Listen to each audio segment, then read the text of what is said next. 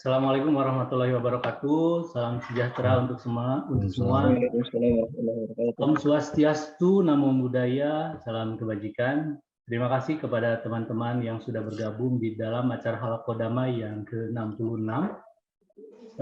Kita masih dalam tema umum adalah moderasi beragama, dan pada webinar kali ini salah satu kelas kami, yaitu filosofis. Jadi filsafat ngomongin tentang perdamaian. Nah, aku berpikir maka aku damai. Walaupun kadang-kadang ada yang bilang nih Kang Opik, aku tidak berpikir maka aku damai. Yeah. Jadi jangan mikir aja maka akan merasa damai. Tidak berpikir ya. Oh iya. Ya, memang cukup menarik karena ketika kami pertama kali posting tentang topik kali ini, wah, malah saya lebih baik tidak berpikir, maka saya akan merasa damai, seperti itu. Dan hadir bersama kami, Muhammad Taufik Rahman, beliau adalah Sekretaris Prodi di Studi Agama UIN Sunan Gunung Jati Bandung. Ini adalah Halakodama yang ke-66, begitu. Nah, pada kali ini kita akan berbicara tentang sebenarnya ingin melihat secara umum ya, ingin mencoba menapaki kembali apa yang telah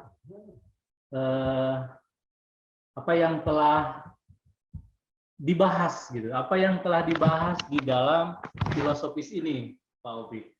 Kita kan berbicara hampir 1 tahun lebih. Jadi kira-kira apakah filosofis ini ketika kita coba diramu dalam satu pembahasan, kita masuk ke dalam dimensi di mana sebetulnya di kalangan filsuf itu mereka punya cara-cara kreatif dan sederhana yang mudah digunakan dalam keseharian gitu. Kita tidak ketika ngomongin makna, ngomongin filosofis, sisi lain dari fenomena dan mencari makna dari sesuatu, kita tidak harus menjadi filsuf.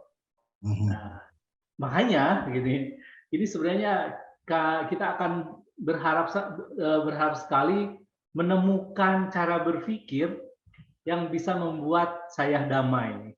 Nah, walaupun ya tadi bahwa kalau lebih baik jangan berpikir aja, kalau jangan berpikir maka kita damai kan kayak gitu. Nah itu pembahasan kali ini. Dan di sini ada banyak mahasiswa juga yang salah satunya adalah dari prodinya Ilha ya, ilmu hadis. Dari studi agama S1 ini kaitannya dengan perdamaian sebenarnya yang lebih bersifat transformasi diri, di mana filsafat menyodorkan satu cara agar terjadi transformasi diri dalam menemukan perdamaian di dalam diri, inner peace misalkan, juga dalam realitas sosial. Jadi mudah-mudahan dalam webinar kali ini teman-teman yang dari UIN atau dari tempat lain bisa menemukan apa sih yang bisa kita lakukan ketika kita ingin menciptakan perdamaian atau membicarakan perdamaian tapi dengan cara-cara yang lebih filosofis. Ini salah satu agenda yang kita lakukan di dalam webinar ini. Oke, Kang Opik, mungkin bisa kita langsung aja ke Kang Opik di sini dan kita belajar bersama di sini di Halakodama yang ke-66 bersama Kang Opik sampai ke jam 20.30 nanti. Oh, musik kapan musik? Musik nanti sebentar lagi, Kang Opik. Oh, ini katanya siap. Oke, silakan gabung. Nah, silakan. Saya nggak cek ininya, beliau udah gabung atau belum. Oke, silakan. Assalamualaikum Kang Opik dan semuanya. Halo, assalamualaikum. Kumaha kabarna Kang Opik? Alhamdulillah baik ya. Jadi kalau Alhamdulillah. alhamdulillah berarti bagus-bagus saja gitu ya. Ya, aman lah, cari aman. Ada sebuah lagu yang sangat relate karena tadi aku berpikir jadinya tenang gitunya. Oh iya. Justru tadi kata Pak Jia juga bilang, justru karena gak berpikir jadi tenang, meureun tanpa beban dalam mikirna beban banyak. Nah gitu. Kang Opik, sebelumnya ini adalah lagu dari 420 yang judulnya Aku Tenang. Jadi mudah-mudahan teman-teman di sini tenang. Siap.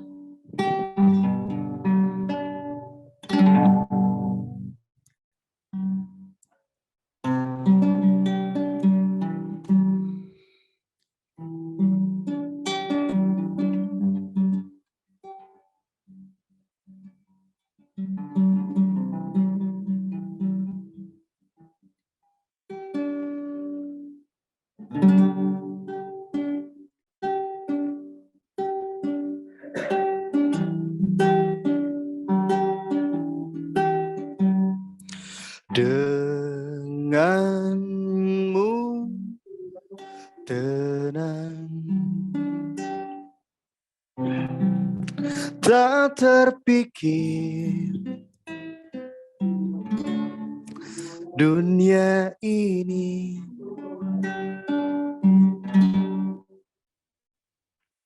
karenamu tenang. Semua yang seakan kenyataan,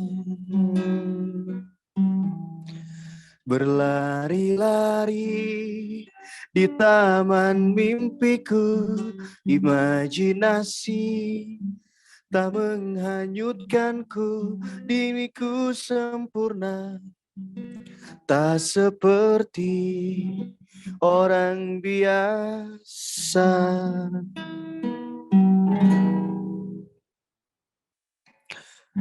Karenamu tenang, semua yang seakan kenyataan, berlari-lari di taman mimpiku, imajinasi kan menghanyutkanku, mimpiku sempurna, tak seperti orang biasa.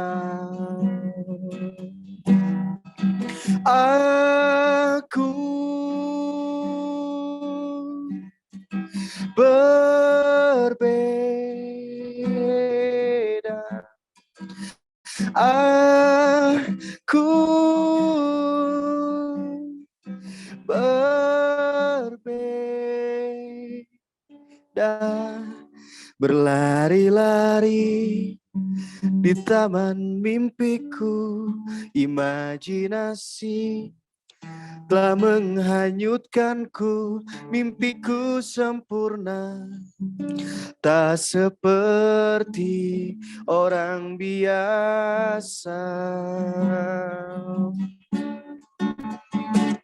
Pikirkan indah tentang surga, berhayal-hayal di sana, berhayal semua tentang jiwa ku tenang.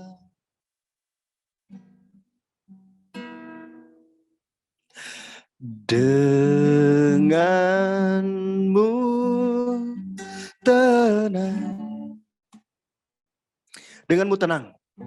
Hatur nuhun Kang Opik. Pak Jia. Sip, mantap. Hatur nuhun. Go. Saya menyimak ya. Oh siap. Hatur nuhun. Oke, Sobat Damai sekalian, terima kasih kepada Kang Lutfi yang sudah mendendangkan lagu Tenang di malam ini. Oke, Sobat Damai sekalian, konon kesejahteraan individu kita ini dia ada kaitannya dengan kemampuan diri kita menemukan tujuan hidup ini. Nah, kalau kata Nietzsche, ya kalau hidup Anda kacau, ya sadarilah bahwa hidup kita memang kacau, lalu kita menjalaninya untuk menemukan tujuan agar hidup ini terus berlanjut gitu. Gitu ya, Kang Opik ya, konon ini. Dan life goes on, ya kan? benar. Dan kalau kita sudah kembali ke dalam diri kita dari keabsurdan, dari alienasi, dan segala hiruk-pikuk keseharian kita, maka itu sangat berpengaruh pada kesehatan kita, konon, pada umur panjang, pada ketahanan mental, begitu. Nah, ternyata penderitaan, absurditas, alienasi, kehiruk-pikukan yang kata melepas dari kedirian kita gitu ya, karena siapa Heidegger bilang kayak gitu. Nah, ternyata itu pun dialami oleh para filsuf dan mereka berjibaku di dalam dilema dirinya dan lalu menemukan cara agar tujuan hidupnya kembali jelas, dia punya orientasi, dia punya punya visi dalam hidupnya. Dan tentu karena ini halaqah damai, maka yang visi misi ataupun orientasi hidupnya yang mengarustamakan pada keadilan, pada harmoni, baik harmoni diri ataupun harmoni sosial. Nah, untuk membahas lebih lanjut, saya persilahkan kepada Kang Opik untuk mulai penderitaan ini. Penderitaan, ikuti dan mendengarkan, lalu kita berdiskusi apa sebenarnya yang dibicarakan. Silakan Kang Opik. Oke, terima kasih Kang Zia, Kang Lutfi, kawan-kawan RSCJ ya. Yang dulu-dulu sudah nggak ada ya Pak Zia ini ya. Yang siapa tuh dulu tuh tahun lalu ada. Itu sekarang sudah lainnya. Sekarang adanya Mbak Rene ya. Kemudian Yola dulu. Yola ya dulu tuh ingatnya ya. Jadi aduh tadinya saya mau ke sana kan kopdar, aduh ternyata Bandung ini kan hujan dan pernah 4 jam sampai rumah padahal biasanya cuma 10 menit gitu. 4 jam ya? Nah itu juga keseharian kita yang ya harus dihadapi. Mungkin tadi ya bukan secara filosofis ya tapi secara ya macam kalau dalam Islam itu ada ikhlas konsepnya ya. Udah masuk dalam bahasa Indonesia juga ya. Apa maksudnya? Ya ya termasuk menyerahkan diri. Ini paling enak sebetulnya ya kalau ketika kita menyerahkan diri kepada ya kalau yang kawan saya yang ateis menyebutnya alam. Yang teis menyebutnya Tuhan kan, jadi bagaimana gitu kan, mau diambil mau dikasihin apa itu kan harusnya kita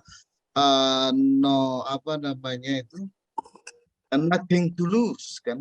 Nah itu diantara dalam kehidupan keseharian. Filosof ini hanya para filosof itu ya hanya menteorikannya kan, dan menuliskannya. Ada memang seperti halnya pelukis kan ada yang lukisannya itu kayak bolong-bolong gitu ya matanya apanya jadi rada-rada hollow gitu ya kayak rada mencekam gitu. Ada di balik lukisannya itu ada kedalaman tertentu yang bersifat ya tadi itu getir, jurang dan sebagainya. Itu saya pernah ketemu dengan beliau yaitu daerah Cicadas, Pak Zaihan itu namanya. Contoh gitu. Sementara kan yang lain Pablo Picasso itu semua seperti kubus kan. Gitu.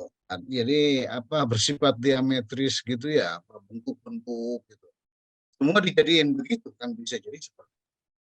Nah, filosof juga begitu, ada yang mengambilnya dari yang tadi penderitaan yang kurang populer sebetulnya, ngeri kalau bertanya ya. Misalkan Franz Kafka gitu ya.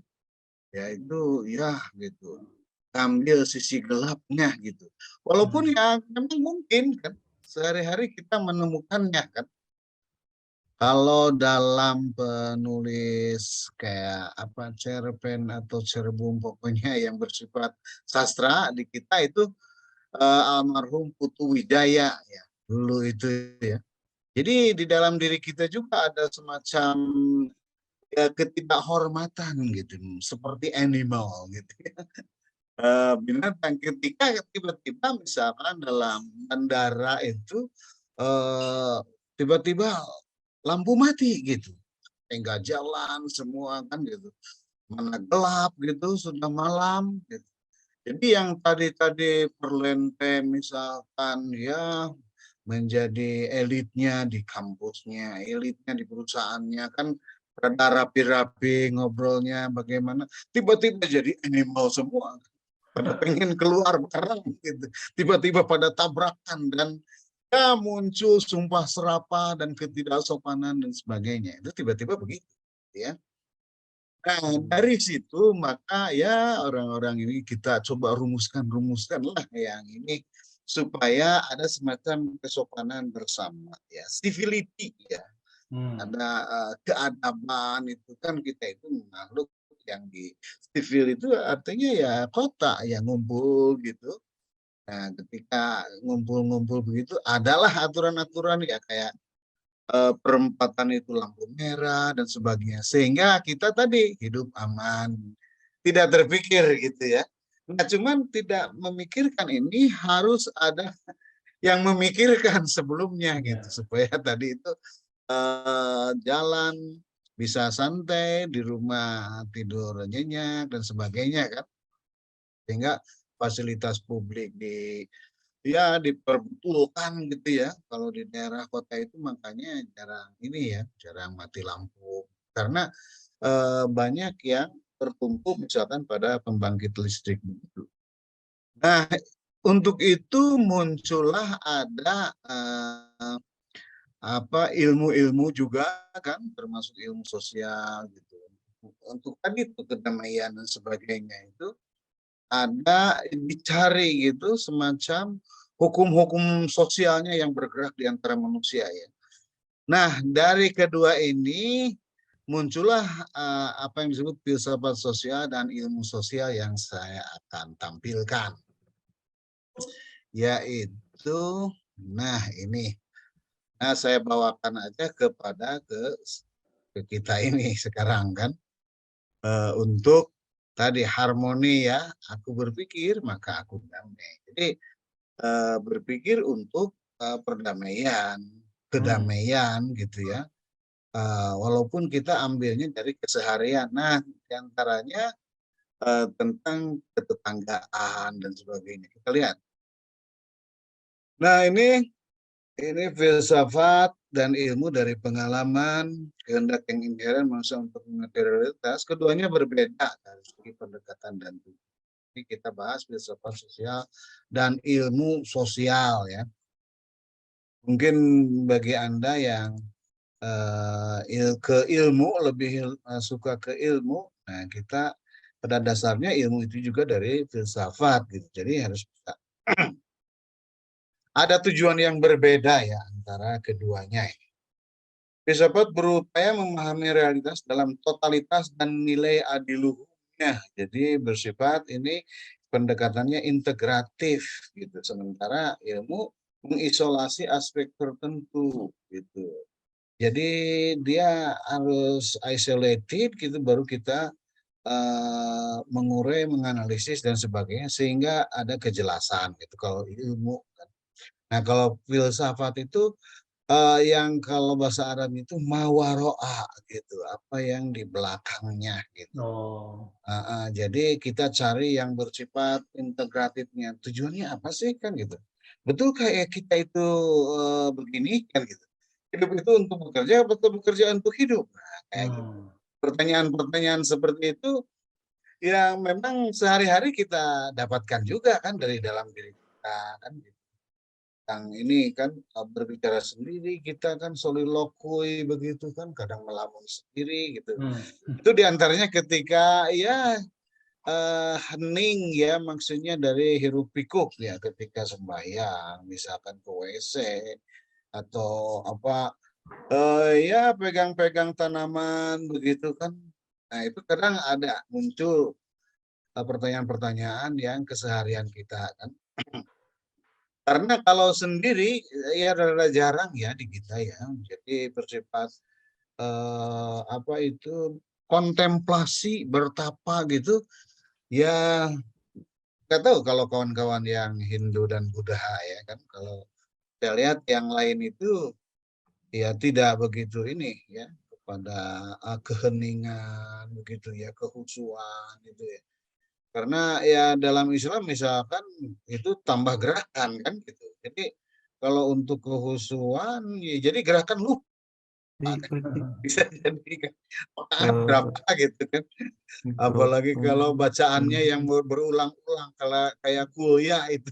Iya. Mencari lakum di nukum susah. Nah, Saking makanya tenangnya ya, mungkin jadi heningnya. menghilangkan diri itu jarang dalam Islam ya kan, karena ya memang itu langsung ini sama Tuhan kita itu ya sama. Nah, kalau yang itu kadang kayak agama-agama India itu betul ini betul nggak ini menurut Kang Jia, ini Kang Jia kan yang pernah ke sana ya. Kalau saya belum pernah ke sana, jadi baru ngebayangin aja. Konon mereka itu suka kadang meniadakan diri kan, apa nggak makan, nggak minum gitu kan, untuk mencari hakikat sesuatu. Gitu. Oke. Nah, ini visual sosial menembus dimensi sosial eksistensi manusia dengan jalan intuisi. Jadi ya tadi kayak merenung, mencari makna, apa sih nilainya, kan kayak gitu. Emang demokrasi kayak gini ya? Misalkan gontok-gontokan, saling musuh-musuhan. Terus habis itu rangkul-rangkulan. Gitu. Sementara rakyat sudah misalkan pro ke presiden ini, kalau dia sampai bermusuhan dengan kawannya, ternyata calon presidennya dengan calon presiden yang jadi kemudian berangkulan dan menjadi salah seorang menterinya. Ini kan bagaimana kan? Apa demokrasi seperti ini? Itu kan bisa muncul ya, itu apa pemikiran-pemikiran yang jadinya sebetulnya itu filosofis karena integratif. Jadi manusia repositioning gitu ya dengan filsafat itu. Apakah ini benar, apakah ini salah kan? Itu memang pekerjaan manusia itu paling paling asik dia itu di situ ya. Jadi manusia itu homo ludens kan. Manusia itu makhluk yang suka bermain. Nah, kalau ini semakin disebutnya ini Aristotelian principle. Jadi manusia itu suka main kepada yang lebih menantang gitu. Oh gitu. Dan kalau Cari sudah, tantangan ya. nah gitu. Jadi kalau sudah bisa catur, kan nggak mau lagi dam-daman begitu. Kayak gitu contohnya. Nah begitu pula yang bersifat fisik misalkan ke mana terus dia akan ada sesuatu eskalasi ya. Tuh. Nah ini begitu pula dalam hal pemikiran. Kita kadang ini coba yang ini kan. Bahkan ada yang suka nyobain agama-agama, ada juga kan. Pindah-pindah ya. Nah coba pindah gitu karena pengen merasakan. Interreligious. Nah interreligiusnya. Tapi nggak tahu feel-nya dapet nggak karena ya ada sejarah gitu, ada masa kecil gitu yang mungkin ya ini membentuk. Nah begitu pula para filosof gitu ya. Nah bagaimana caranya ini kita kembali secara integratif gitu ya, memahami manusia ya, kita diantaranya ada pemahaman terhadap kelompok-kelompok ya kan. Nah, kalau di sosiologi ilmu sosial banyak ini kan pembicaraan tentang kelompok-kelompok dan saling memahami dan sebagainya kan. Nah sehingga muncul ini kan dari filsafat juga nih hukum kan, hukum-hukum di masyarakat gitu kan, teori dan sebagainya kan. Nah, ini kan selalu diuji coba terapkan oleh manusia kan. Karena kalau konon dulunya di Eropa gitu tentang toleransi, kalau hanya kepada kitab suci itu tafsirannya sudah beda-beda.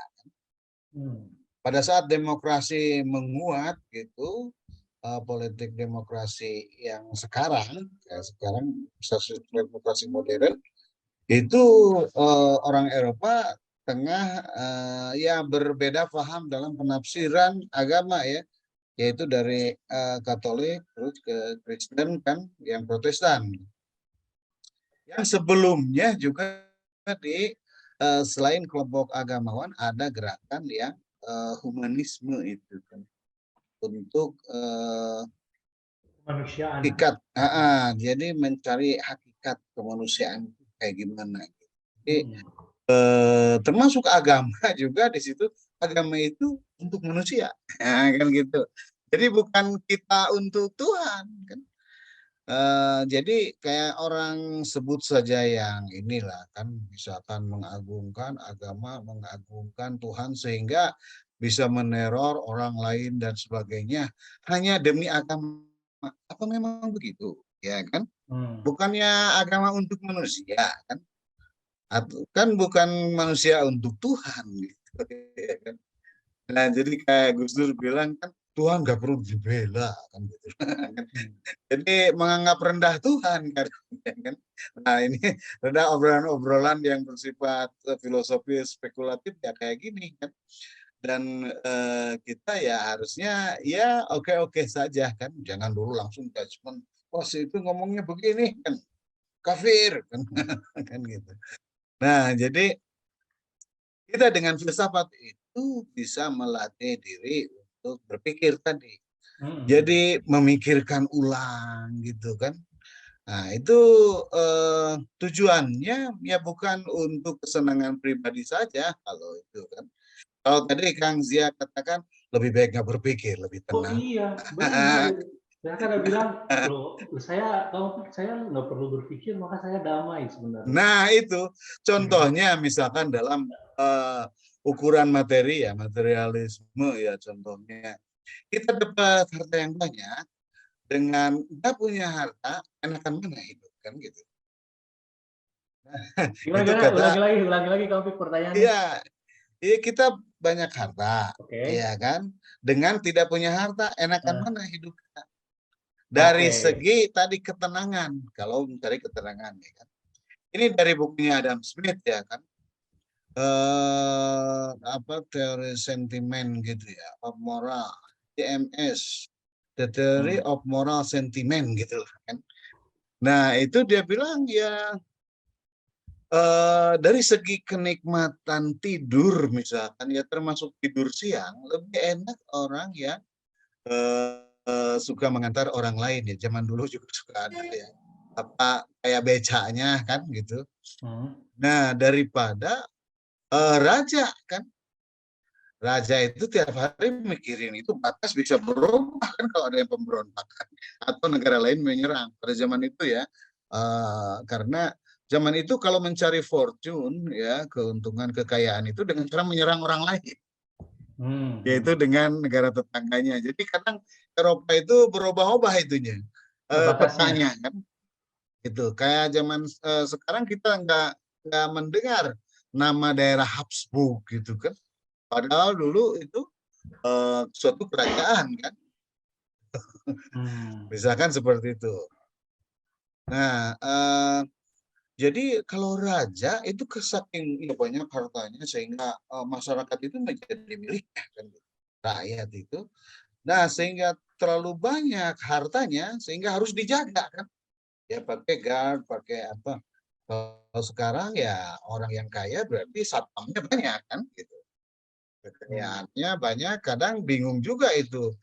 Misalkan mobil terlalu banyak, bagaimana kalau olinya itu mengendap kan gitu, harus dihidupin semua. Kan ribet gitu. Begitu pula menjaganya kalau ada orang yang punya. Jadi ada semacam ketidaktenangan. Ya mau tidur juga, ingat ini nih katanya kan gitu. Coba urusin ini kan. Walaupun punya anak buah dan sebagainya itu belum tentu. ini kan. Nah itu kalau dalam Quran itu yang menyangka kekayaan akan melanggengkannya gitu ya, sabu anna malahu akhladah katanya kan. Terus yang kesenangannya itu bukan mencobanya kayak tadi mobil banyak bisa, bukan mencobanya tapi justru hanya memilikinya, hanya punya sertifikatnya atau apa BPKB-nya gitu. Dia suka menumpuk-numpuk itu aja kan kesenangannya kan. Padahal yang itu misalkan lebih yang enak itu kadang pembantu ya, yang keluar masuk mobilnya itu kan ke pasar dan sebagainya kan. Kayak gitu. Begitu pula kalau ke utara ya Bandung banyak villa-villa. Coba lihat kan kalau ada ini. Isinya bukan yang punyanya kan, yang punyanya kadang lagi di penjara kan. Mungkin korupsi misalkan kan. Yang di dalamnya kan emang sama bibit beres kan gitu. Beres-beres. Gitu. Nah, jadi dalam hal itu kadang ketiadaan itu membuat kebahagiaan. Ketiadaan kadang membuat kebahagiaan. Kebahagiaan justru keadaan gitu. Gara-gara banyak berada kan disebutnya dulu orang kaya itu karena banyak adanya kan. Rumah ada kan dan sebagainya ada. Tetapi karena kebanyakan jadi tidak bahagia pada akhirnya. Waktu jadi sempit kan gitu. Boro-boro nongkrong dan sebagainya. Ini kering perusahaan di sini gimana kan itu apa gaji karyawan dan sebagainya itu kan hasil ininya apa dari kekayaan itu. Oke, kemudian kita ke ini ya. Pada akhirnya filsafat sosial dan ilmu sosial saling membantu kan, yaitu tentang fakta dan filosof itu mengabstraksikannya gitu. Jadi pertanyaan-pertanyaan tentang kenapa, benarkah, bukankah ini para filosof yang suka menanyakan itu. Maksudnya apa kan gitu loh. Itu kadang ilmuwan kan nggak ini, pokoknya faktanya begini kan gitu. Mekanismenya begini, operasinya begini. Nah, gitu. Nah, ini makanya menurut Yuval Noah Harari sekarang itu filsafat itu harus diturunkan kembali, maksudnya dimasyarakatkan kembali. Karena sekarang tiap hari orang harus melakukan judgement kan. Iya. Tiap hari kita harus memilih gitu. Muncul ini harus memilih kan gitu. Kadang dengan pilihan itu kita kemudian berjerembab kemana kan gitu. Iya. Tiba-tiba ada yang nawarin utang gitu di ini, klik kan gitu. Terus nanti kan kayak gitu. Ada pinjol dan sebagainya gitu. Sampai Itu kita semua harus berakibat gitu. Ya, sampai kita harus memilih untuk tidak memilih kan? Saking banyaknya. Akhirnya gitu. Nah, bagusnya kadang kan lebih baik HP-nya aja disimpan kan gitu. Gitu. Kan jadinya apa yang dulunya sumber untuk pemecahan masalah sekarang penambah masalah kan itu apalagi kalau join di grupnya YouTube gitu wah kan gitu padahal uangnya mana gitu kan mereka aja yang pegang kan yang pihak ya YouTube-nya Google-nya geng-geng itu kan nah kitanya malah sebagian kecil kan gitu. Nah, jadi kita sekarang diperbudak itu kan. Apa aja kan. Bahkan ada yang bertengkar suami istri sampai cabut itu Google. Apa namanya? YouTube. Itu kalau mau melanggengkan perkawinan kan. Itu. Jadi ya seperti itulah. Nah, itu kita harus setiap hari jadi filosof gitu. Jadi ada pilihan-pilihan, memilih yang mana kan gitu. Nah, karena untuk ke pasar pun filosof harus bersabda kan zaman dulu itu ya. Kayak Socrates kan kalau ke pasar bilang kan, oh begitu banyak barang di pasar, tidak satupun yang aku perlukan. Jadi kadang ke pasar ngapain? Ya hanya jalan aja kan karena ya nggak perlu sebetulnya kan. Kita kan kadang duit sudah bawa gitu niat ke pasar nggak ada yang mau dibeli pun akhirnya harus beli kan gitu. Masa tangan kosong pulang kan Padahal nggak jadi apa namanya salah gitu kalau nggak jadi beli. Kalau cuma window shopping misalkan. Nah, jadi cara-cara berpikir filosofis yang radikal, substantif, yaitu harus kembali dipegang oleh kita, geng. Kalau bisa pegang itu kitabnya itulah Socrates, Plato, Aristoteles kan untuk sebuah pergaulan gitu. Karena ya akan di antaranya lebih praktis gitu ya. Nah, apalagi kalau kitab-kitab suci itu kan, jadi filosofisnya ditambah dengan teologis kan gitu. Nah, itu lebih ngeri lagi kan. Kita jadi nggak ada apa-apanya kan kalau di hadapan Tuhan itu. Nah, sementara godaannya alam dunia sekarang itu banyak membuat ya dalam rangka merayu manusia itu membesar-besarkan manusia itu kan. Oh, Anda akan begini kalau ambil produk ini kan lebih lebih apa kan gitu. Ya padahal itu kan ya dalam rangka penjualan, Iya, marketing begitu ya. marketing. Nah kadang nggak kerasa ada yang berbagai cara lah kan, dengan gambar, dengan video dan sebagainya. Padahal itu kan hanya ilusi. Kalau dulu kan yang mainstream itu kita diajari oleh para artis gitu ya. Oh dengan artinya akan padahal itu ya bubble aja kan, semua itu omong kosong kan. Sebetulnya antara satu pasta gigi dengan yang lain itu mirip-mirip kan sebetulnya.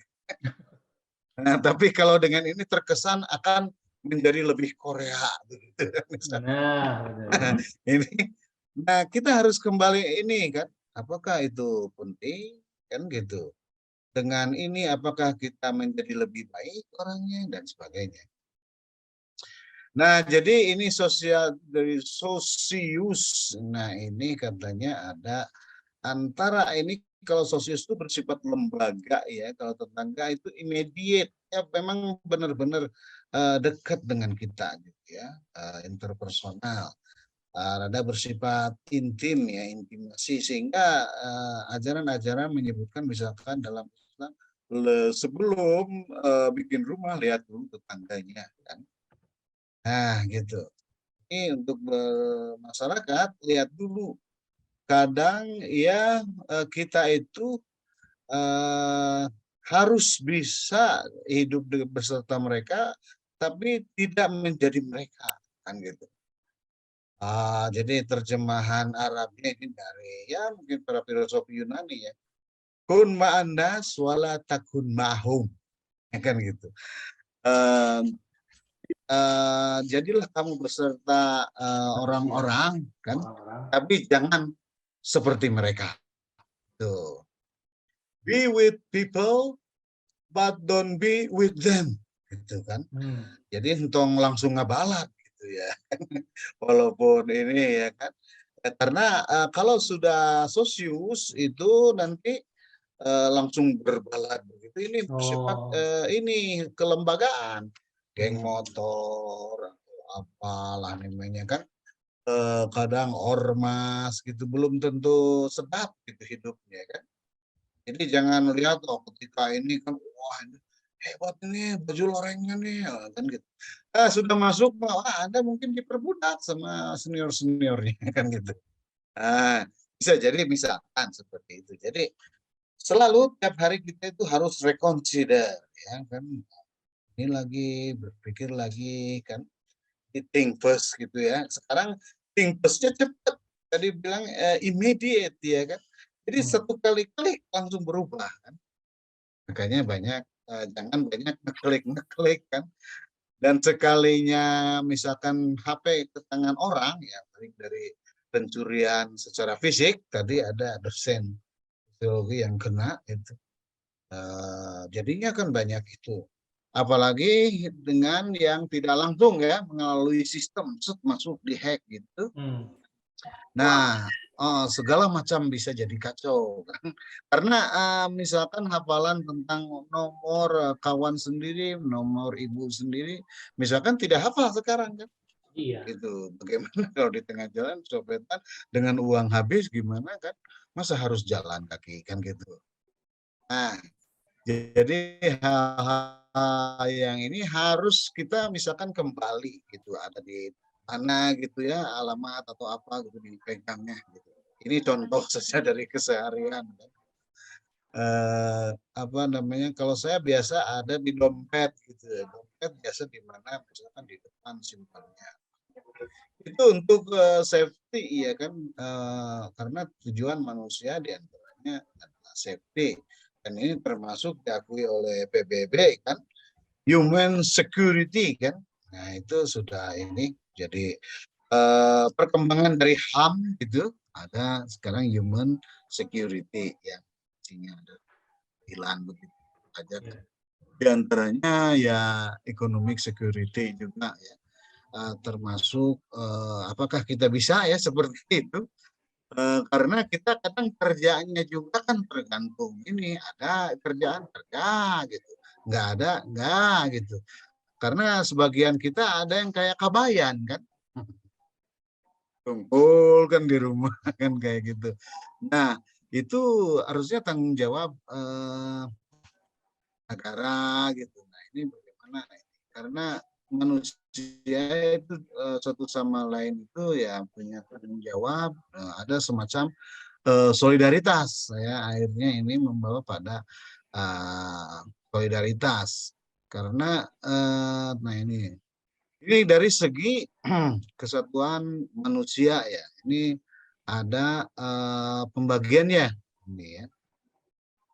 Ini filosof Jerman Max Scheler, bicara tentang tipe-tipe esensial dari kesatuan sosial. Ini mau seperti masa kita itu kan ya bergerombol seperti binatang ya, seperti hooligan atau apa itu kadang nggak bertanggung jawab kan kalau melempar sesuatu atau melempar seseorang dengan sesuatu kan tiba-tiba semua melempar kan. Dan orang tersebut tanpa dosa bisa meninggal. Ini kadang perilaku kita tuh karena kita tuh binatang kan, kita itu homo sapiens gitu, manusia berpikir, tapi homo itu artinya binatang. Nah, binatang yang berpikir. Oke, ini jadi ada pembagian yang begitu. Ada komunitas ya kan, komunitas kehidupan kan. Ya seperti keluarga, suku, ada kemudian kasta dan sebagainya.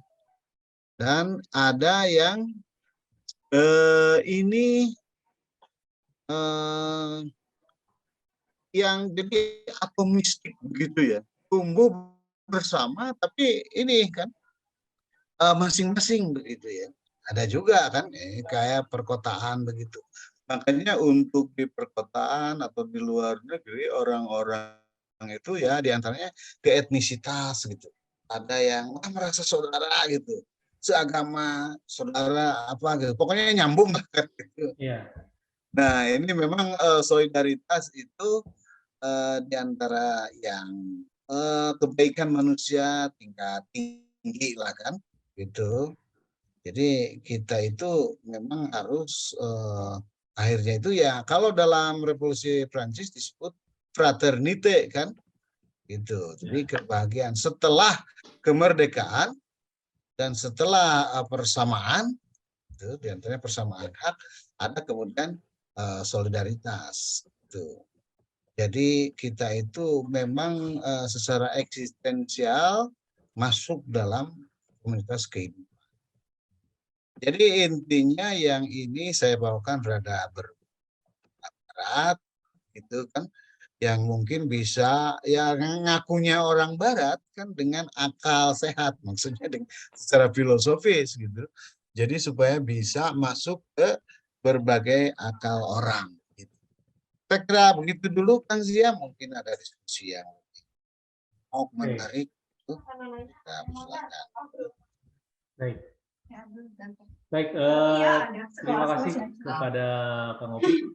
Nah, apabila ada pertanyaan, kami terus itu kata si Jake, pas bilang ablonya udah punya pacar gitu, namanya Setia gitu. Chat? Sudah ada chat ini? Udah ada, Iya, ya belum ada kenal. di dalam chat. Oh ya. Atau mungkin raise hand bisa juga dilakukan. Di sini ada hadir bersama kita 41 orang.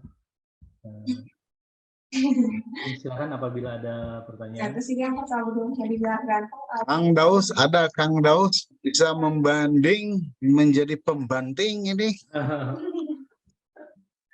Oke, Taufik, jadi realitas yang dipikirkan oleh para filsuf ini tergantung pada latar belakang mereka ya sebenarnya.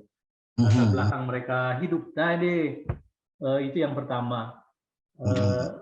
Jadi setiap dari pemikiran yang memiliki makna atau memiliki cara pandang dalam filsafat, itu kita harus lihat dulu apa sih yang membuat mereka bisa berpikir seperti itu, kayak gitu ya, Kang Pik ya. Itu Raffi ada itu. Oke, silakan, Raffi.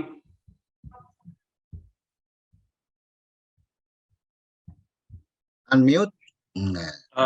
Terima kasih Pak. Saya Raffi dari Malang. Saya masih semester 7, mahasiswa tingkat 1, mahasiswa S1. Ya semester 7. Nah. Ambil jurusan apa? Kebetulan saya ambil jurusan filsafat, Pak. Oh iya. Oke. Pertama-tama saya ucapkan terima kasih karena sudah memperdalam ya pengetahuan yang saya terima dari ini. Nah, tadi di dalam presentasi saya lihat Bapak mengatakan bahwa filsafat sosial sama ilmu sosial itu sama. Samanya itu untuk meneliti manusia gitu. Nah, pertanyaan dari saya itu apa perbedaan yang mendasar ya? Karena sama-sama meneliti manusia, tentu filsafat sosial sama ilmu sosial itu sangat-sangat berbeda. Meskipun objek yang mereka teliti itu adalah manusia. Tuh. Perbedaan yang mendasar gitu, perbedaan mendasar antara filsafat sosial sama ilmu sosial lainnya, misalnya sosiologi gitu atau psikologi, karena sama-sama meneliti manusia. Itu yang pertama. Terus yang kedua, saya lihat dalam tema tadi mengatakan bahwa aku berpikir maka aku damai gitu. Nah, pertanyaan dari saya, cara berpikir seperti apa yang membuat kita damai gitu? Kita berpikir seperti apa? Apakah berpikir ketika saya menjalankan sesuatu dengan baik, itu adalah pemikiran saya, maka saya damai, atau pemikiran seperti apa gitu? Maka membuat saya seorang manusia ini, seorang individu, kita hidup damai gitu. Terima kasih Pak. Oke. Terima kasih Kang Raffi. Langsung Kang Zia. Boleh lah, atau ada yang lain nanti sambil raisen kita sambung lagi. Mungkin beliau dari Malang, terima kasih. Mungkin dari Bandung nanti ada yang bertanya, silakan Kang Raffi. Oke, terima kasih. Mas Raffi berarti ya, kalau Malang itu ya.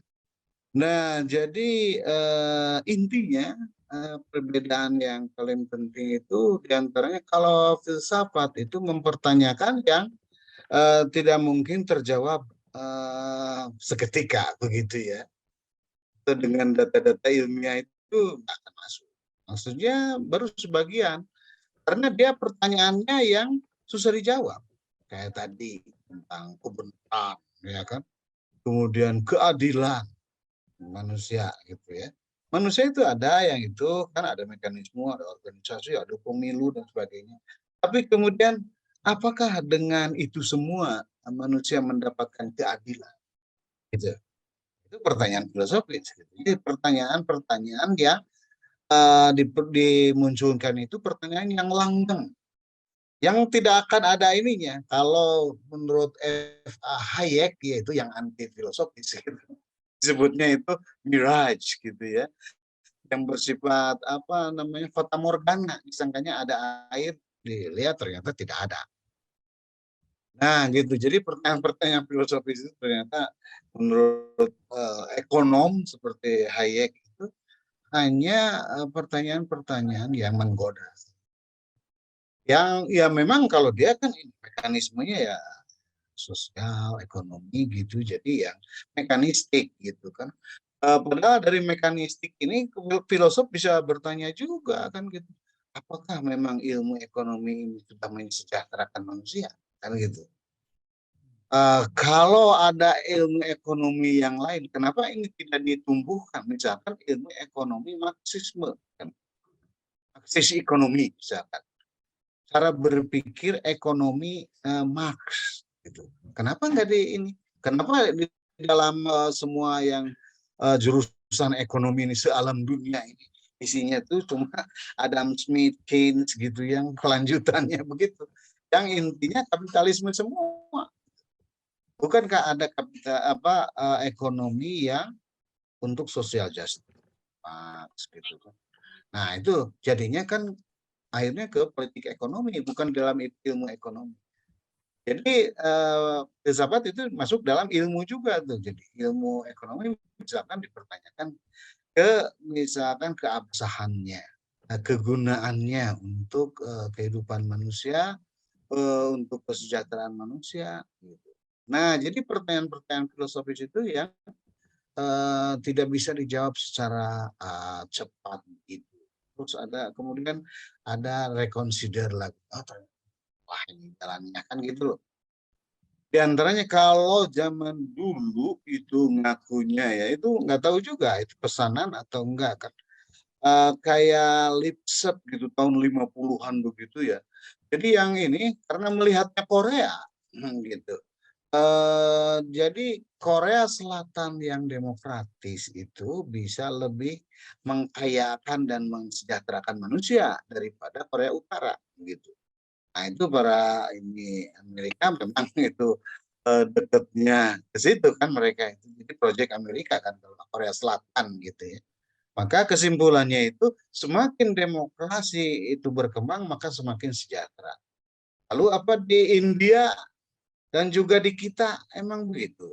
Gitu. Apakah dari segi presentasi misalkan dengan adanya demokrasi sejak misalkan reformasi ini yang disebut demokrasi yang lebih langsung gitu ya pemilihan presiden langsung, desa juga ya langsung kan bupati semua kan.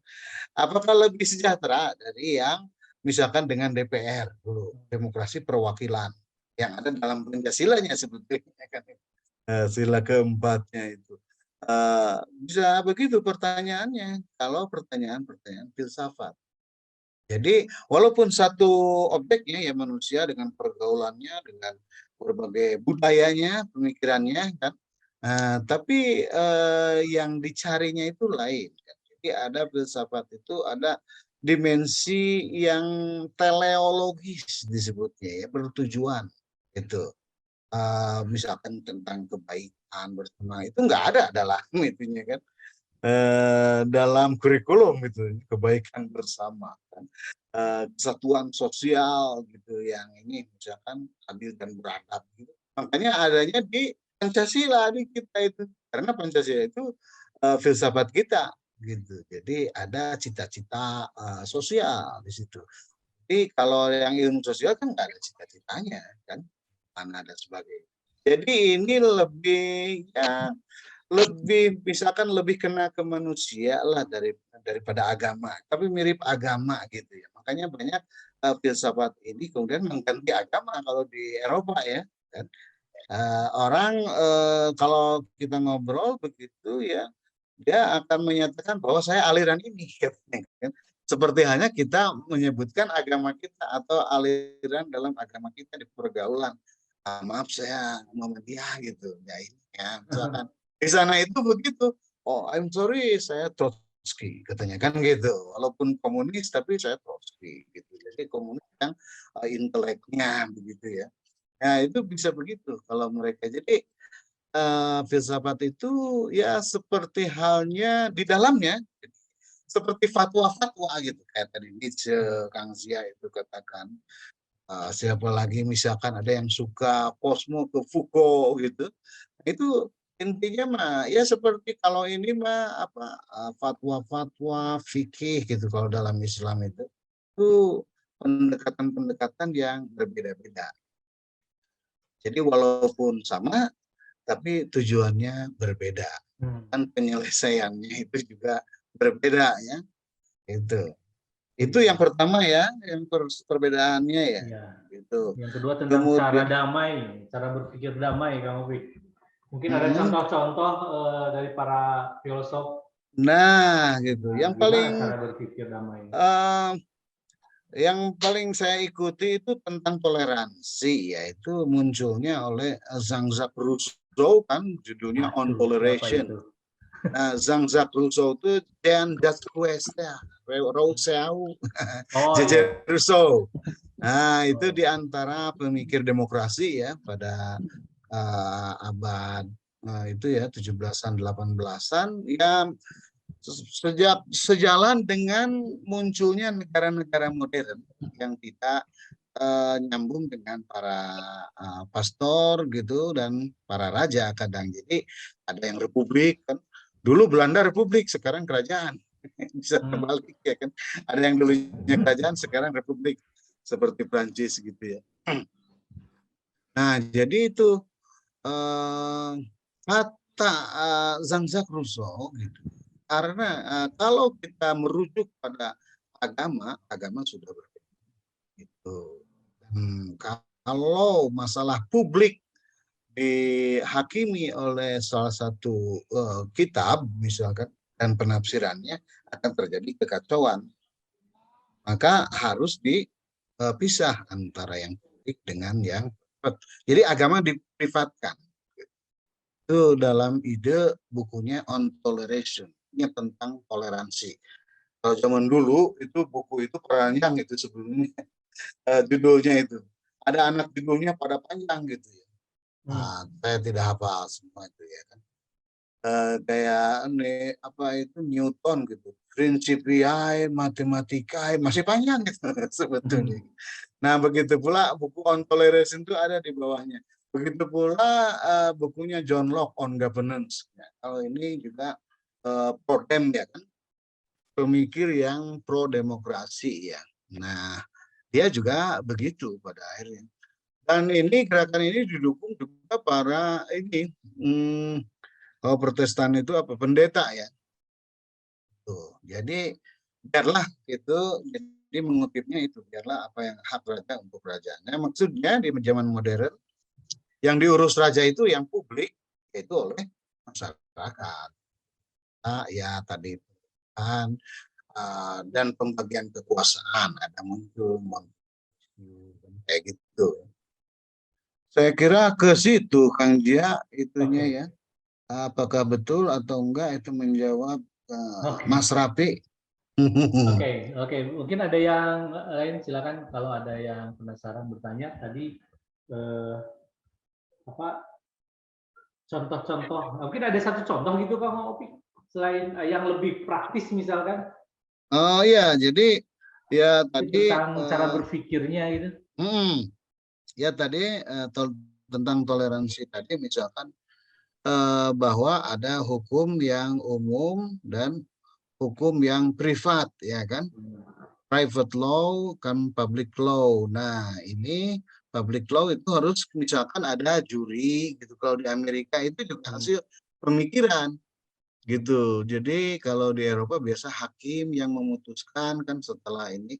Ini juga kan berbeda-beda yang menangkap polisi, yang menuduhnya jaksa kan kayak gitu. Itu tidak sejak dulunya begitu. Gitu. Itu melalui proses perkembangan kan. Termasuk polisi juga kan institusi baru misalkan kan.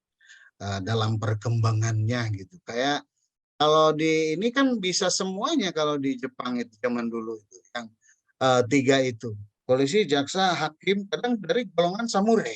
Misalkan, kan. Nah kalau kita kan sudah beda-beda karena ada beda ini. Nah cara-cara yang begini itu kita dipikirkan sebelumnya itu oleh para filosof, diantaranya kalau untuk yang kemerdekaan ya, independensi, eksistensialisme dan sebagainya, ada Hobbes kan tentang persamaan juga. Wah ya manusia sebetulnya sama mau jenderal mau anak kecil kan, jenderal juga bisa dibunuh anak kecil ketika sedang tidur, kan begitu cerita itunya ya. Dan misalkan hak-hak kehebatan apa namanya itu keutamaan raja itu ternyata kan masih di kita masih dipakai kan. Itu diantaranya pemikiran Hobbes bahwa seorang raja itu harus kebal hukum, ya kan? Kemudian harus diutamakan di depan publik gitu ya. Kayak kita kalau Pak Jokowi lewat gitu, kita menyingkir dulu. Itu ada dari zaman dahulu, ada teorinya seperti Leviathan itu dari Hobbes diantaranya. Dia bisa mengampuni walaupun orang lain sudah menganggap salah kan gitu, apa haknya namanya itu kan. Kayak gitu-gitu itu warisan masa lalu ya. Dulu tuh filosof itu ini pada raja ya, apa namanya, Mengabdi servis gitu. pada raja sebagai penasehat ya, penasehat raja, dan jadi guru anaknya biasanya kan, guru pangeran gitu. Jadi ngajarnya itu biasanya di istana. Makanya kalau mencari filosof Muslim setelah penyerangan Hulagukan itu sudah tidak ada. Karena kerajaannya sudah pada dihancurin kan, oleh orang-orang Mongol itu. Gitu. Jadi bekas-bekas filosof zaman itu sudah nggak ada. Ada juga yang sebelumnya kan gitu. Mungkin itu yang sebelumnya juga kita terjemahkan dari orang Yahudi, orang Kristen mungkin kan gitu. Yang murid-muridnya Al-Farabi dan sebagainya. Makanya filsafat kita itu terpisah jauh gitu ya dari yang sekarang kan tumbuh dengan misalkan Islamisasi sains kan dari umat Islam ya, itu nggak nyambung gitu, terjadi keterputusan. Nah kalau di Barat itu nggak nyambungnya itu karena rujukannya kan dulu pakai akal dan kitab suci seperti Thomas Aquinas. Nah sekarang ya akal saja kan gitu, karena berbeda-beda pemikiran kitab sucinya, jadi ya ditunda yang itu kan. Walaupun biasanya ya dulunya itu universitas, dulunya itu semuanya melayani gereja, gitu ya. Jadi berdasarkan pada ini seperti Paris itu kan, Thomas Aquinas di situ kan. Nah baru kemudian ini, ya kalau di kita mungkin seperti UIN lah kan dulunya kan gitu. Jadi kemudian lama-lama yang tenarnya yang umumnya kan, yang agamanya dikecil kan gitu. Ya masih mending Eropa, Amerika masih ada fakultas-fakultas teologi dan kalau di Jepang kan karena teologinya kadang nggak jelas gitu ya, karena agamanya bersifat adat gitu. Jadi nggak ada fakultas-fakultas agama gitu. Ilmu sosial pun rada jarang, kebanyakannya teknik gitu kan. Nah seperti itu. Nah makanya rada penyakit sosialnya rada tinggi kan kalau di Jepang kan. Ada bunuh diri gitu ya kan, kadang dengan tetangga tidak tahu gitu ya. Kawan saya meninggal diketahui sudah 2 hari kan gitu misalnya. Hanya karena nggak keluar nih orang.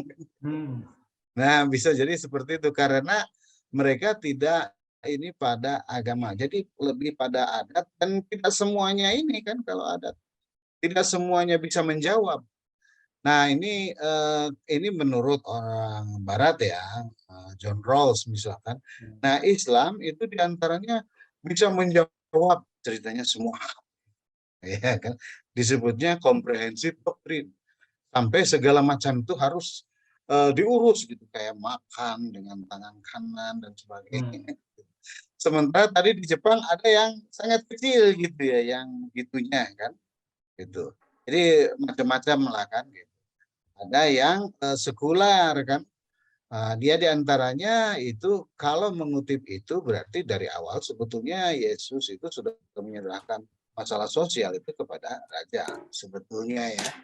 Kalau itu beda kalau dengan Yahudi ya kan segala macam itu dengan keras ada aturannya yang bersifat agama gitu. Nah jadi beda-beda juga gitu. Nah filsafat itu diantaranya ya memahami perbedaan itu dan kemudian bisa kalau bisa kan mengarahkan manusia gitu.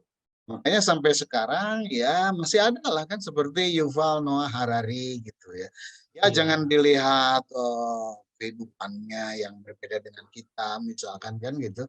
Tapi yang dilihat ambil yang bagus-bagusnya lah kan petunjuknya gitu. Kadang ya ada juga dari ilmuwan sosial ya yang meramalkan wah nanti akan ada ketegangan antara peradaban-peradaban, benturan peradaban Kita ini kan, oh terima kasih lah kan gitu untuk ini. Jangan langsung judge kemudian nggak diambil. Kita harus bisa mengambil yang baik-baik gitu. Karena kalau ilmuwan, kalau sudah tua itu jadi filosof. Kadang kita tidak pakai fakta-fakta juga. Kadang keluarnya itu reflektif, gitu ya kan, menulisnya itu kan. Seperti halnya ya kalau dalam Islam itu Al-Ghazali begitu. Tidak tahu kita itu ya dia merujuk ke mana gitu. Sebut aja qolal hukama gitu, berkata ahli hakim, ahli hikmah gitu ya. Berarti filosof bisa jadi Aristoteles, bisa jadi Socrates dan sebagainya. Jadi ini tetap berguna untuk mengarahkan kehidupan, tapi ya jangan terlalu segala hal dipermasalahkan gitu. Filosof ini kan jadinya kadang tidak kontekstual kayak gitu ya. Kayak ilmu kalam sekarang sudah kurang. Ya. Itu dulu, Kang Zia. Oke, Kang Opik, kita akan lanjutkan dulu. Kita akan break sebentar. Terima kasih Kang Irfan. Nanti Kang Irfan akan kami kasih kesempatan ya Kang Irfan. Kita musik dulu sebentar nih Kang Irfan. Silakan aja tetap raise hand. Silakan kepada Kang Daus untuk di unmute dulu. Silakan Kang Daus. Selamat malam. Assalamualaikum warahmatullahi wabarakatuh. Kang Opik, poek. Kang Dausnya gede ini mah. Wah, iya dong. Kegedean. Daus Maksi ini. Oh iya siap. Ya. Bang hatur nuhun.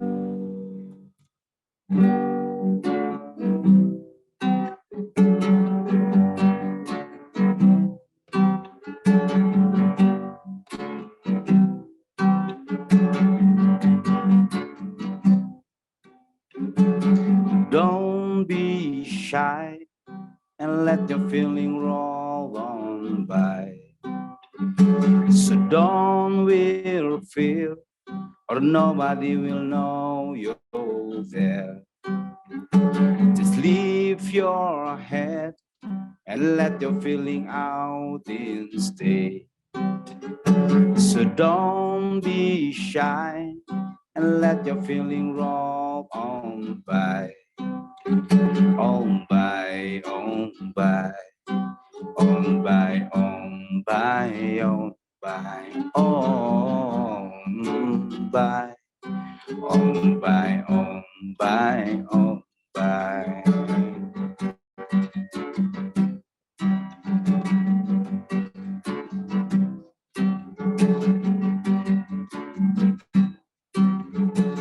You know love is better than a song. Love is where all of us belong.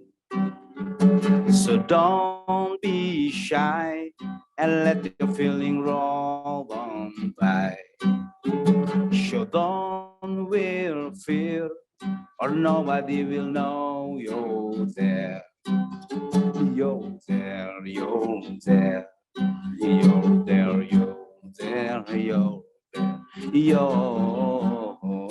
there, you're there, you're there, you're there.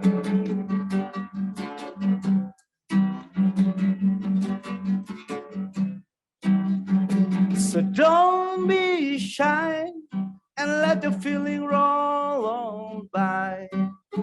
So don't will feel or nobody will know you're there. Just lift your head and let your feeling out instead.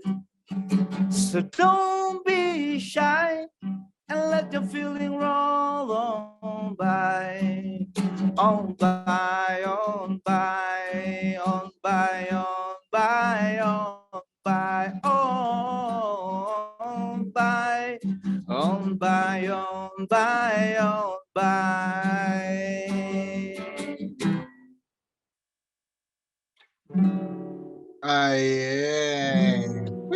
Oke. Thank you, thank you. Sami-sami ya, turun. Ombay dari laut. Oh, ombak gitu mah. Ini lagu Bapak Yusuf Islam yang dulu namanya Cat Stevens. Oh ya, Oke ya. siap. Thank you, thank you. Mangga dilanjut Kang Zia, Kang Opik. Siap. Itu Oke. tipe Ardiansah. Silakan. Terima Irfan. kasih Kang Daus. Lanjut silakan Kang Irfan Alfiansyah, silakan mengenalkan Alfiansyah. diri dan menyampaikan keheranannya. Oke. Apakah bisa didengar, Pak? Silakan. Bisa, bisa. Nah, bisa. Terima kasih. Perkenalkan, sebelumnya saya Irfan Alfiansyah dari Universitas Islam Negeri Sunan Gunung Jati Bandung dari jurusan Ilmu Hadis. Kebetulan juga mahasiswa Pak Zia. Gitu. Oh iya, iya. Nah, di sini yang ingin saya tanyakan kurang lebih ada dua hal. Pertama tadi Pak Taufik menyampaikan yang tadi saya catat, mohon maaf kalau salah sekiranya, yaitu ketiadaan itu mendekatkan pada kedamaian. Nah, itu salah satu tadi quote yang saya kutip. Nah, di sini saya ingin bertanya lebih lanjut ke ketiadaan yang dimaksudkan di sini itu ketiadaan yang bagaimana begitu? Karena saya pernah mendengar suatu hadis mengatakan bahwa kemiskinan itu mendekatkan pada kekafiran gitu. Nah, tadi kan Pak Taufik juga menyinggung, menjelaskan bahwasannya orang itu ketika semakin mempunyai harta, semakin mempunyai uang, justru kedamaian itu sulit datang kepada mereka. Kurang lebih begitulah yang saya tangkap. Jadi yang ingin saya tanyakan di sini itu adalah bagaimana konsep ketiadaan di sini itu yang bisa mendekatkan kita itu pada kedamaian gitu. Kemudian yang kedua sesuai dengan tema yaitu aku berpikir maka aku damai gitu. Yang saya ketahui, yang saya lihat dan yang saya perhatikan dari lingkungan saya sendiri, saya memperhatikan orang-orang yang damai itu justru kebanyakan orang-orang yang nggak berpikir gitu. Bahkan Rasulullah SAW sendiri mengatakan beliau itu adalah salah seorang yang banyak menangis dan jarang tertawa. Kenapa demikian?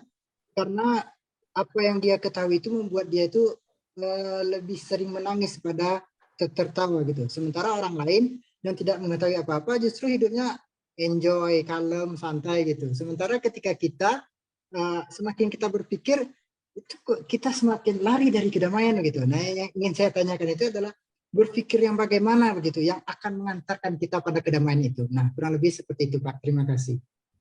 Oke, terima kasih Irfan. Dua pertanyaan Kang Opik.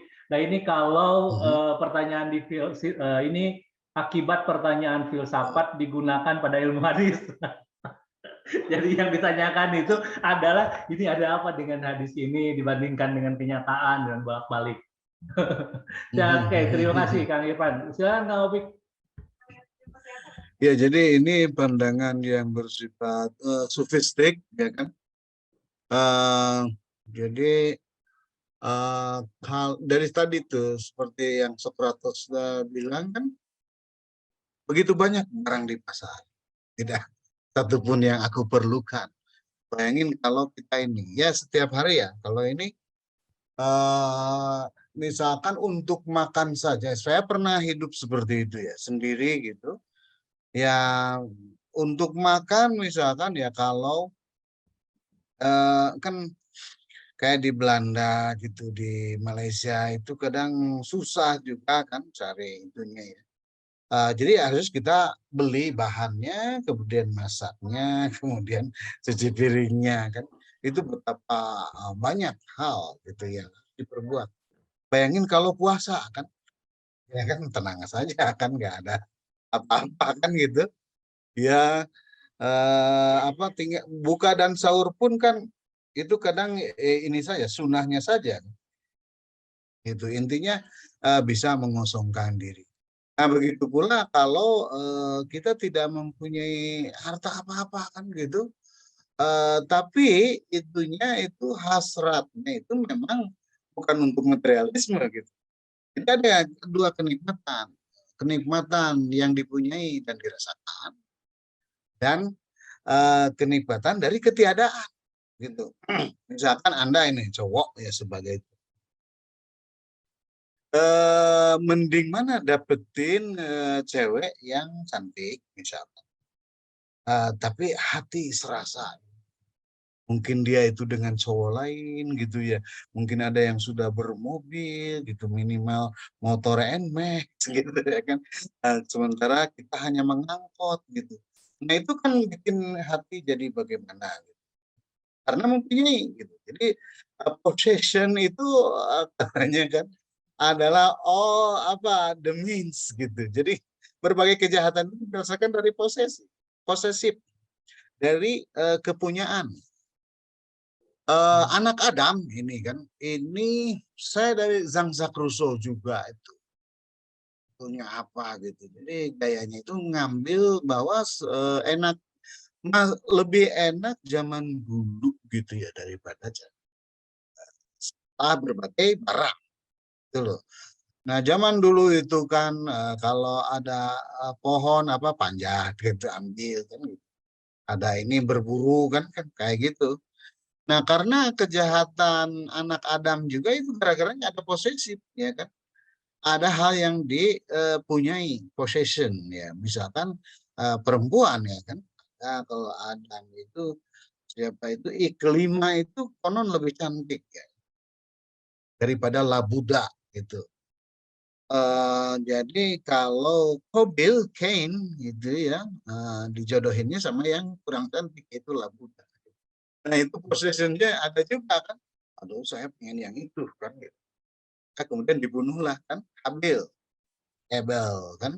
Nah jadi seperti itu. Jadi gara-gara itu kepemilikan orang kemudian saling menjatuhkan.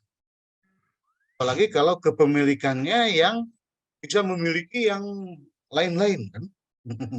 Pemilikan-pemilikan lain. Misalkan kekuasaan. Itu yang paling ininya itu aljah gitu kalau dalam bahasa. Jadi hubul jah. Kalau suka kekuasaan itu paling parah lah kan. Karena kalau bandingannya kalau dalam ini Quran itu disebutnya Fir'aun kan. Simbolnya itu, simbol kekuasaan. Jadi ininya face-to-face-nya dengan God gitu, dengan Tuhan. Kan. Jadi itu, nah semakin itu ada, ya semakin ada kejahatan. Kan. Nah jadi kepakiran yang tadi juga itu hanya karena dengan melihat orang lain. Kan. Jadi jadinya jahat itu kan, menjadi kafir itu gitu. Atau kalau dalam kasusnya sang labah itu menjadi sibuk ini kan, sibuk bekerja gitu.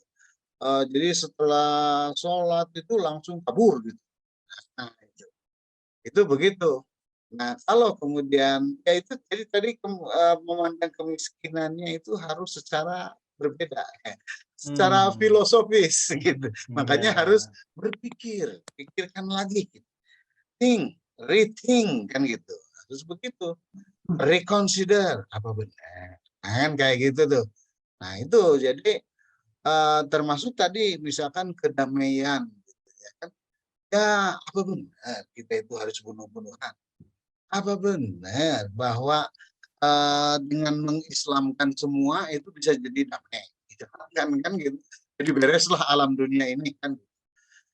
Terus apa benar Nabi Muhammad itu begitu ya harus kalau nggak Islam lo gua bom misalkan kan kayak gitu. Nah padahal kan pamannya sendiri kan nggak bisa dibawa masuk Islam ya Abu Thalib sehingga Allah tegur juga innaka la tahdi man ahbabta gitu. Engkau tidak bisa memberi hidayah kepada orang yang kau sukai gitu. Nah itu hidayah kan urusan Allah kan itu kalau dalam Islam ya. Jadi kalau ada kekerasan atas nama agama untuk meluruskan dan sebagainya, itu Rasulullah sendiri enggak kan gitu, enggak berbuat begitu gitu.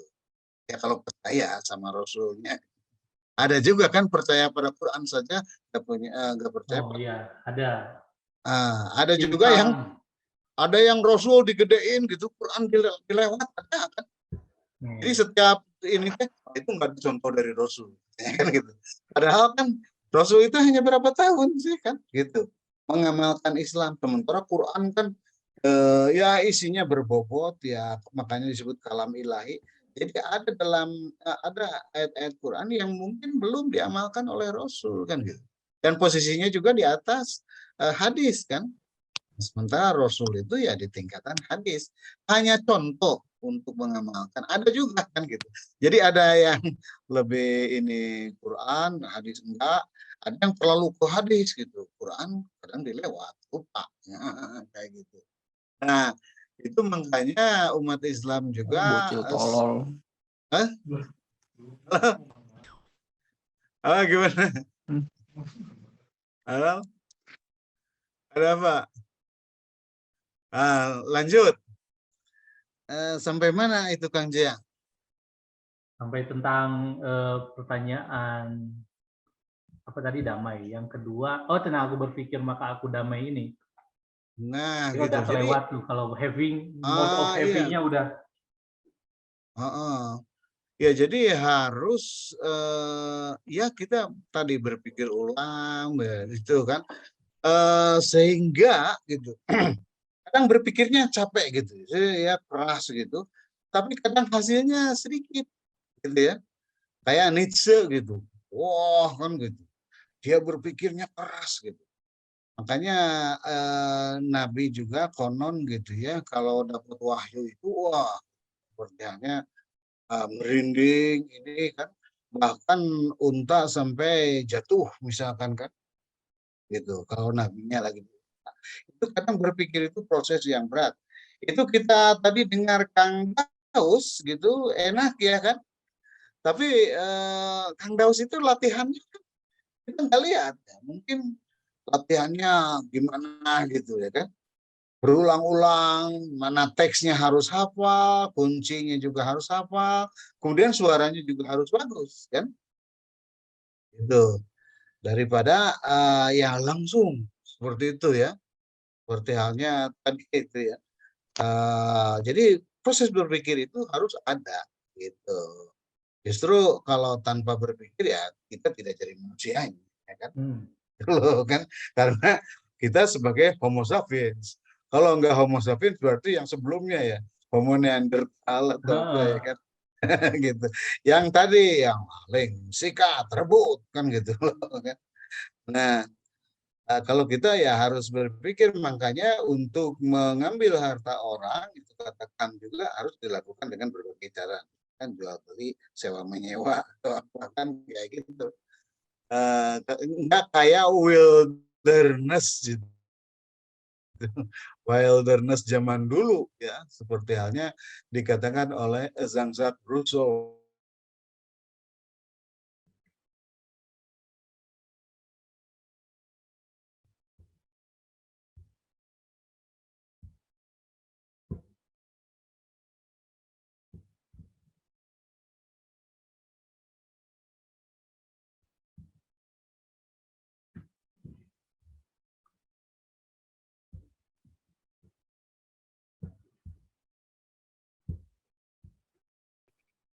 Nah, itu gara-garanya ya memang alam segitu-gitunya kan. Jadi tidak sekaya zaman dulu.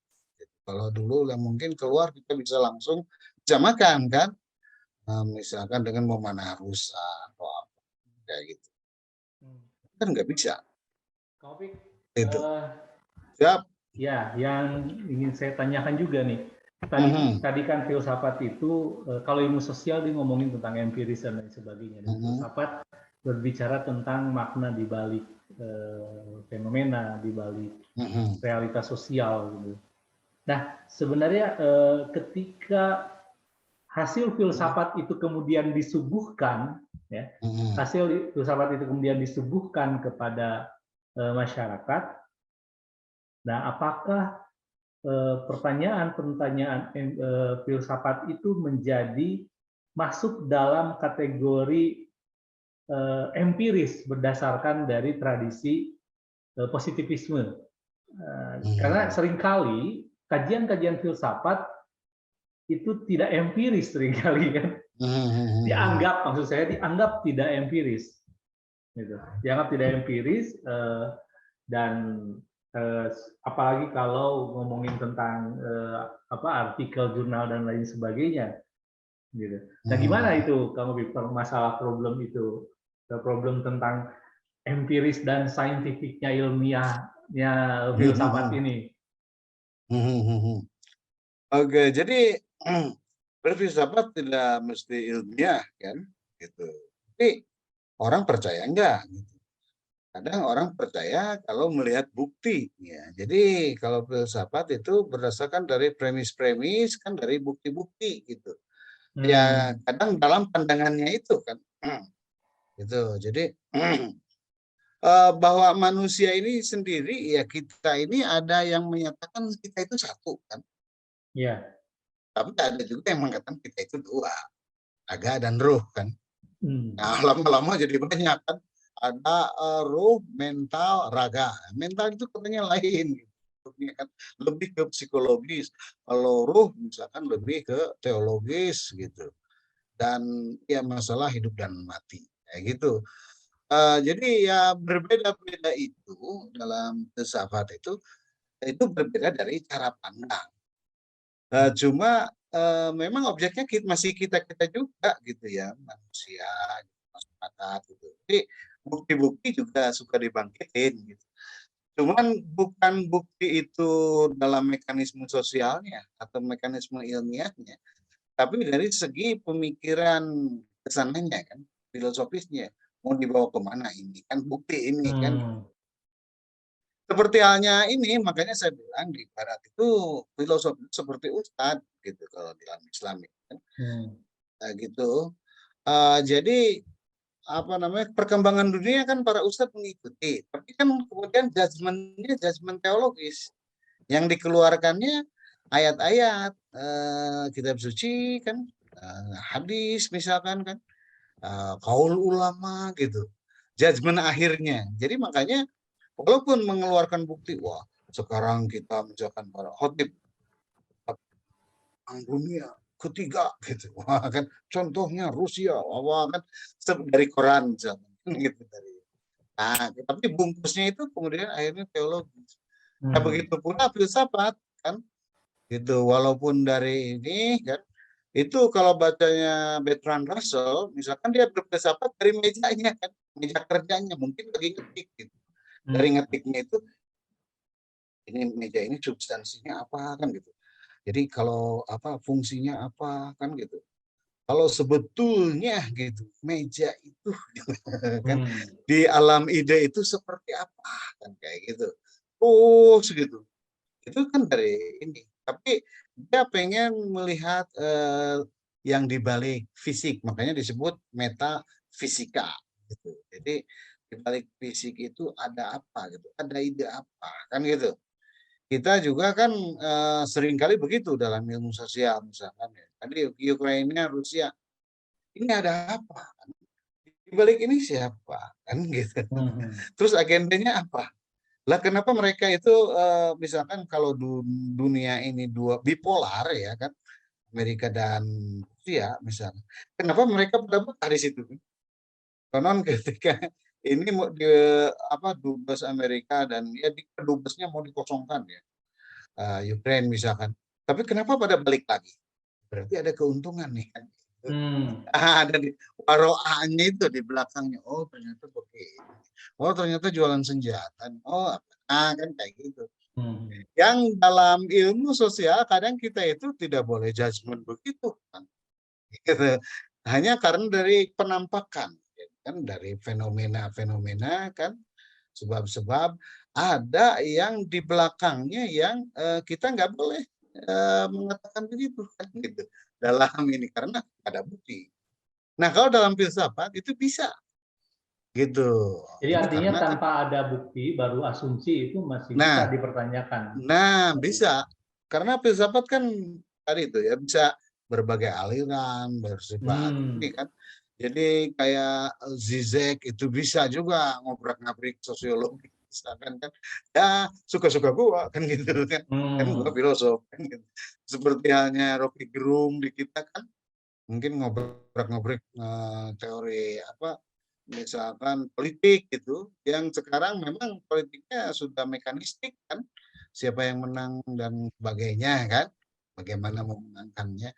Kalau dulu kan politik itu dari etika gitu kan, bentuknya dari filosof kan, politika itu kan, republika itu dari Socrates, Plato, Aristoteles sudah begitu bahwa maksudnya itu politik itu begini, social justice atau apa kan gitu. Nah sekarang kita berpolitik nggak ada itu, nggak kedengaran itunya kan, dan nggak ditagih itunya kan. Tapi yang dicarinya dukungannya kan, misalkan kan amplop atau apa kan, mau ke Hartos Kraus gitu kan, dan sebagainya kan. Ya, akhirnya kan begitu aja kan. Jadi yang laku adalah yang menghitung suara, yang menginginkan cara-cara marketing politik kan sampai ada ilmunya tersendiri ya. Di UI itu oleh Pak Firmansyah ya. Itu ada marketing politik karena sekarang politik seperti marketing gitu. Seperti ekonomi ya, ilmu penjualan, advertising kan kayak gitu. Yang dulunya kan enggak gitu. Nah, jadi filosof juga bisa mengambil itu dan kemudian mengejawantahkannya pada ini. Makanya mereka suka pada nulis kalau filosof itu biasanya kan. Walaupun tulisannya kadang tadi tidak ilmiah banget gitu. Pada nulisnya misalkan di artikel gitu, bentuk artikel.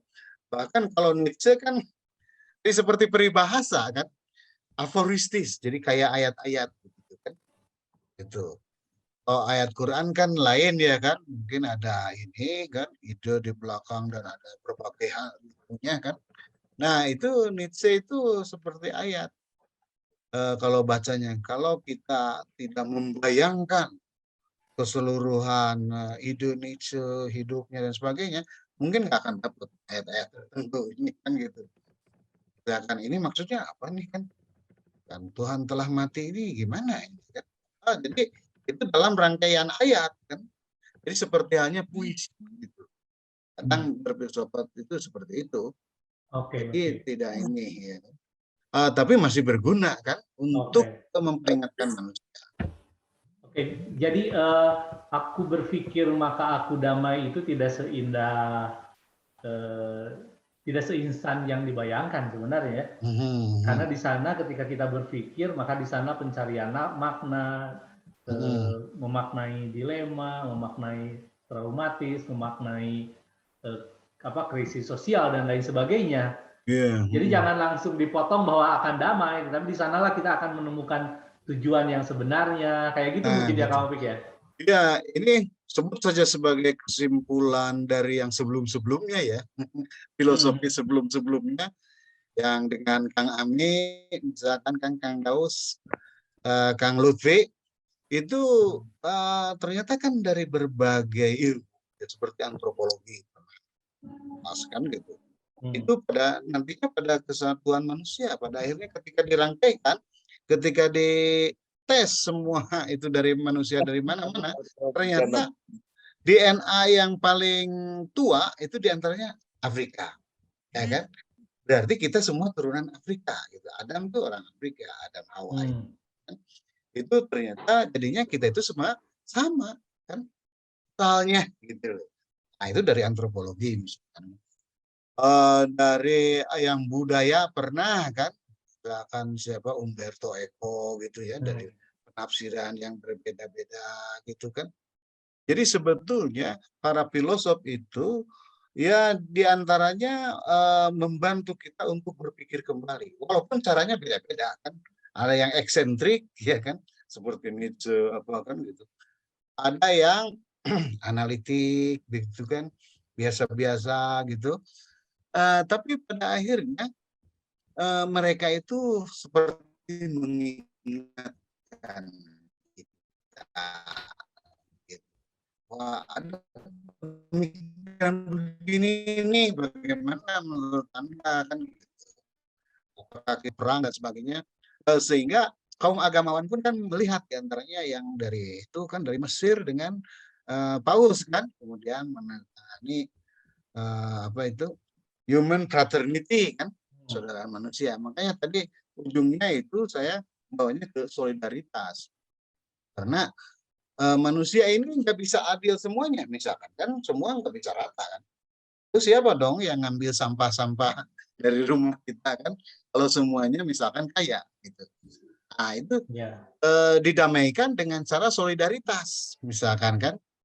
Ya ini pembagian kekuasaan, kita saling mengakui ya Anda punya hak dan sebagainya. Dan kemudian ada prinsip dari Rawls misalkan fairness. kita itu harus fair kan.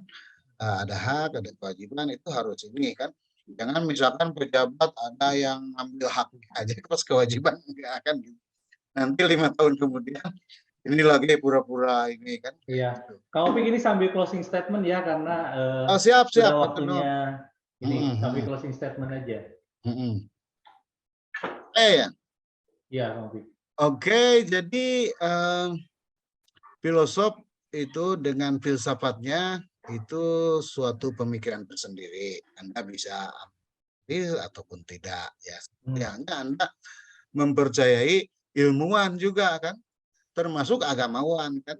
Anda mungkin mempunyai ustadz yang favorit gitu, yang orang lain mempunyai ustadz yang favorit juga gitu. Oleh karena itu untuk kedamaian dan ini kita harus saling menghormati kan, dan pada akhirnya walaupun berbeda-beda kita tetap harus solid ya secara kemanusiaan, jadi bersifat persaudaraan atau solidaritas gitu ya. Jadi yang salah misalkan dari saya juga ini mohon dimaafkan, nanti kalau ini dikasih tahu bagaimana lebih baiknya kan, misalkan dari yang bagusnya ya silakan Anda bisa pakai misalnya seperti itu. Ini diantara prinsip-prinsip kesehatan kemanusiaan kan gitu. Jadi kita harus saling mengambil baiknya ya kan. Kalau mengambil buruknya semua akan buruk. Oleh karena itu kita semua ambil kebaikan bersama ya, common good. Terima kasih Kang Jia. Baik, terima kasih Kang Opik dan Anda yang tertarik pada pemikiran-pemikiran atau bahasan kami di filosofis, Anda bisa mengikuti IG kami sebagaimana di dalam chat @halakoh_damai. Di sana ada kelas filosofis dan kami biasanya mengkaji salah satu tokoh, jadi kayak studi tokoh, lalu membicarakan salah satu pemikirannya yang ada kaitannya dengan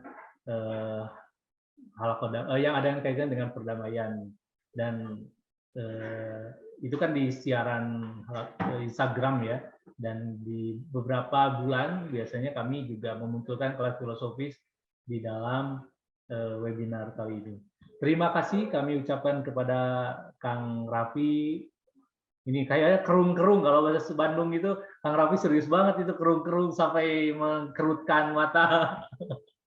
Tapi memang begini Kang Raffi, memang juga Kang Irfan juga terima kasih, memang kami melihat sisi lain dari filsafat, mencari, pasti ada tujuan yang baik dalam pemikiran filosofis, dan ini dibantu oleh Kang Opik, juga ada Kang Roslion Fahmi. Anda bisa pantau kami di live Instagram.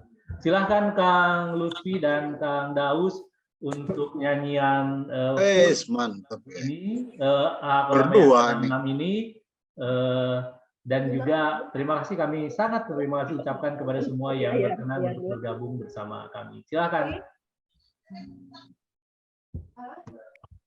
Oke, guys. Nah, rada berdengung. Oh, kita di tempat yang sama, jadi enggak beda-beda ya sama Pak Jia. Udah sudah sekarang, bagus. Sudah bagus. Gimana? Sudah bagus. Oke, mantap. Karena ini mengakhiri pertemuan kita, maka lagu ini tentang pertemuan ya, dari sebuah puisi yang ditulis oleh siapa? Bunyamin Pasha. Kalau di UIN pasti udah pada kenal ya sama Bang Bunyamin, Kang Benny. Selamat mendengarkan teman-teman.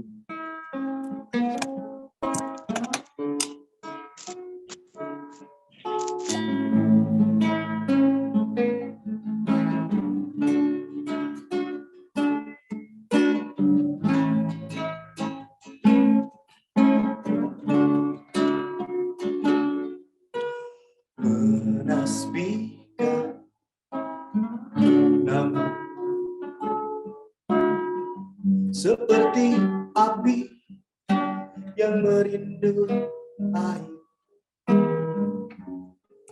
meluap-luap tak terbatas,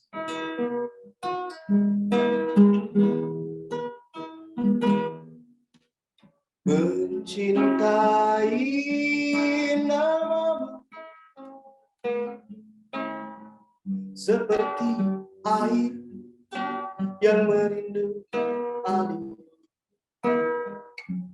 Mula-mula masuk tanah dihisap akan, lalu diserap pembuluh dan urat-urat.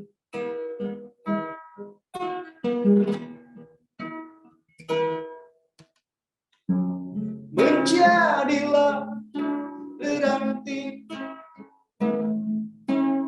dedaun dan berbunga. Namamu adalah waktu. Namamu adalah waktu yang menopang batang dari hembus angin, tegak tak bersandar. Namamu adalah waktu yang menopang batang dari hembus angin, tegak tak bersandar.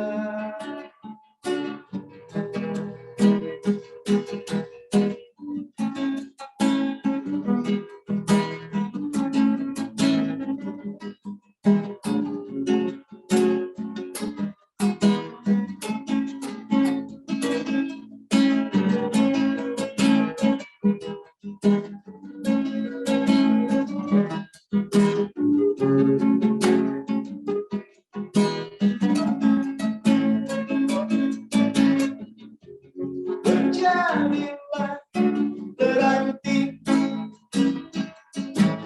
dedaun dan berbunga.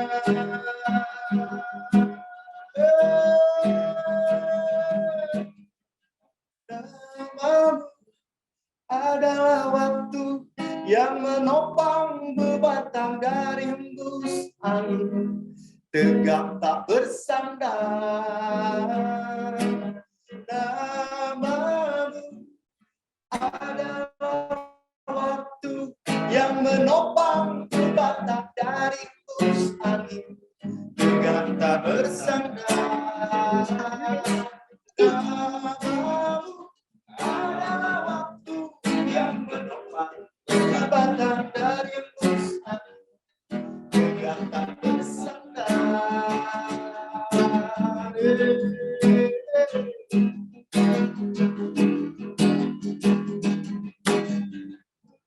Dalam namamu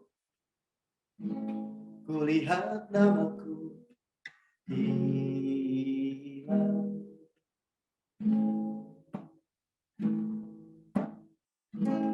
Dalam namaku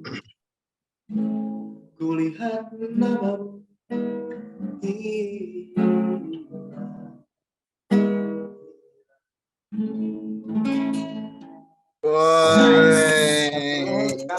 Thank you, thank you.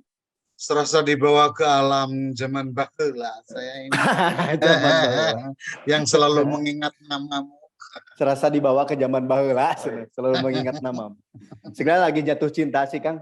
Oh, mudah-mudahan. Ya, jantan. Siap. Terima kasih semuanya, terima kasih Kang Opik, terima kasih juga teman-teman baik dari Malang, Bandung, dan dari berbagai tempat, baik dari UIN ataupun Unpar, dan kampus lain yang dari saya sebutkan. Sampai jumpa di Halako Damai ke-67. Nah ini ngomongin tentang damai tapi dalam sibuk gitu.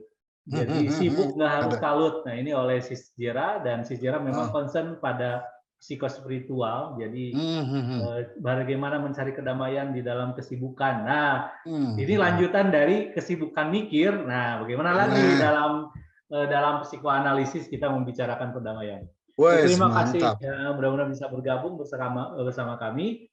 Assalamualaikum warahmatullahi wabarakatuh. Selamat malam dan salam sehat untuk semua. Terima kasih Kang Opik ya. Atur nuhun, sami-sami. Assalamualaikum semuanya.